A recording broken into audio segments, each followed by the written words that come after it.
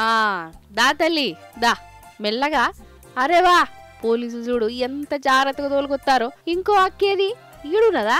అక్క మెల్లగా కడుమూలను కూడా తోలుకరారి సార్లు. ఆ సూపర్. వాళ్ళు ముగ్గురు, వీళ్ళిద్దరు, మొత్తం కలిపి 5గురు. ఈ పాటికి సమాజం ఉంటది దొంగలే. మరి దొంగలన్నప్పుడు గొలుసు దొంగతనం చేసిరో, బ్యాంకునే లూటీ చేసిరో, బండ్లు కార్లు ఎత్తుకుపోయారో అనుకోగల. వీళ్ళు గసంటి దొంగతనాలు చెయ్యరు. మేకల దొంగలు వీళ్ళు.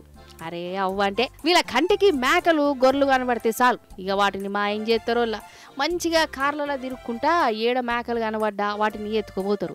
దినామిదే పనట. వచ్చిన మేకలను ఎత్తుకపోయి ఏం చేస్తారు కావచ్చు. అయినా గవటిని కూడా దొంగతనం చేస్తారా అనిపిస్తున్నదా? మరి ఏం చేద్దాం, ఎవ్వరు చూడు బ్యాంకులకు కన్నాలేసుడు, ఏటీఎంలను కాలబెట్టుడు, ఇండ్లలా చొచ్చుడు, ఇగో గివే చేస్తానట. పోటీ ఎక్కువైపోయింది, అందుకే వీళ్ళు మేకల మీద పడ్డారు అన్నట్టు. కథకున వాడేద్దు. ఆఖరికి మేకలను గొర్రెలను కూడా ఇడిచి పెడతలేరోలా ఈ దొంగలు.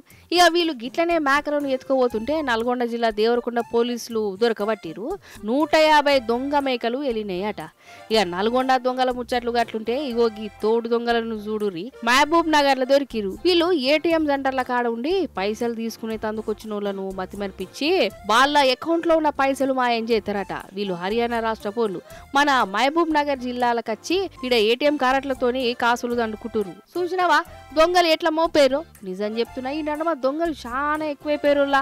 ఎవడు మంచోడో ఎవరు మందిని ముంచేటోలో అర్థమే అయితలేదు. పనులు కొనుములు చేసుకుంటే ఏంది, ఇట్లా మందిని ముంచుతేనే బతుకులు మారతాయని అనుకుంటురు కావచ్చు. ఏం దొంగలో ఏమో.